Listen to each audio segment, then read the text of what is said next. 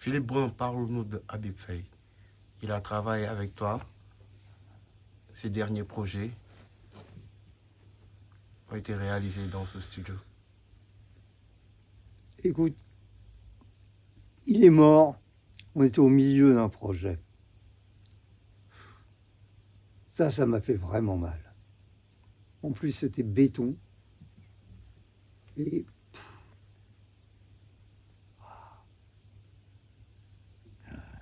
il me manque. Voilà. Peux-tu nous raconter des anecdotes que tu as vécues avec lui? Non. Pourquoi? Parce qu'il n'y a pas de faux. C'est. Non. Non, non. Quel est le meilleur souvenir que tu gardes de lui au profond de toi? Sa joie de jouer.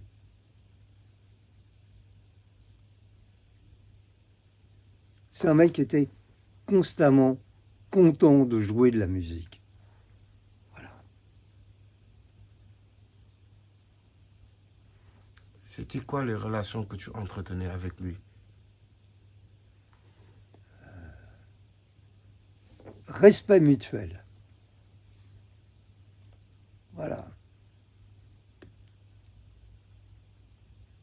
On était contents de travailler ensemble. On s'amusait bien. Voilà. Aujourd'hui, en regardant Samba Laobé travailler, j'ai appris qu'il y avait un titre où il rendait hommage à Habib Faye et que tu es en train de mixer. Quel effet ça t'a fait? Ça m'a fait plaisir. Voilà. C'est tout.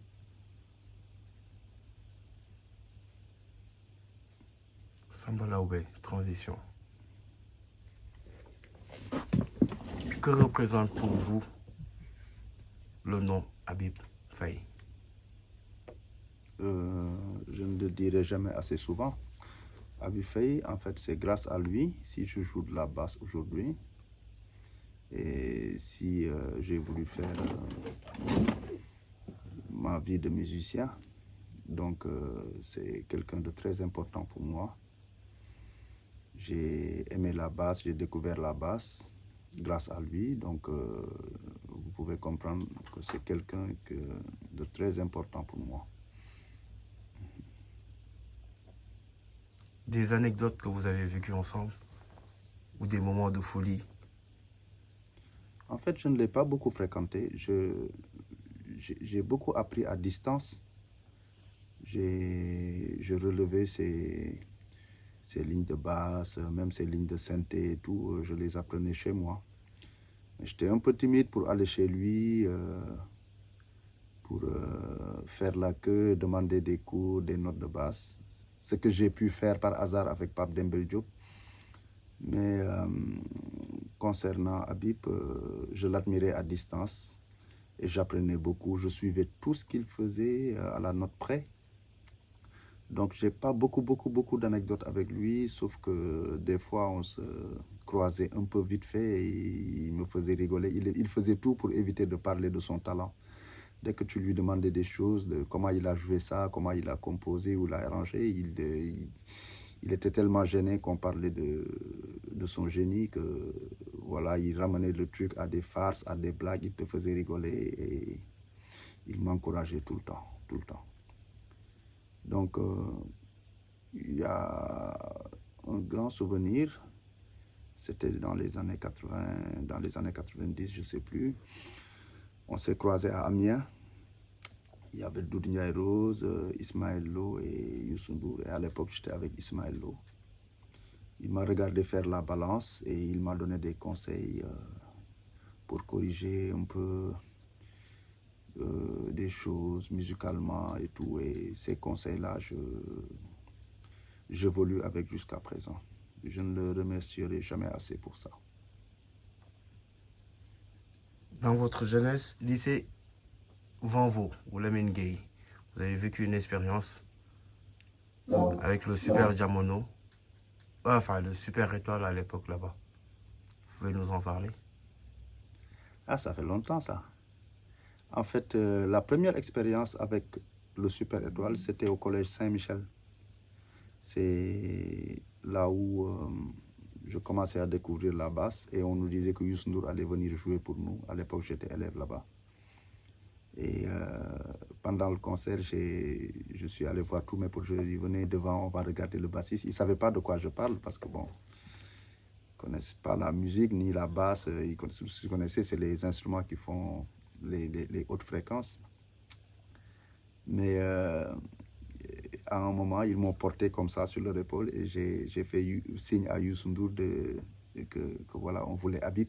Et il lui a laissé faire un solo et c'était énorme. Je devais avoir quoi? J'étais très très jeune à l'époque, je ne jouais même pas.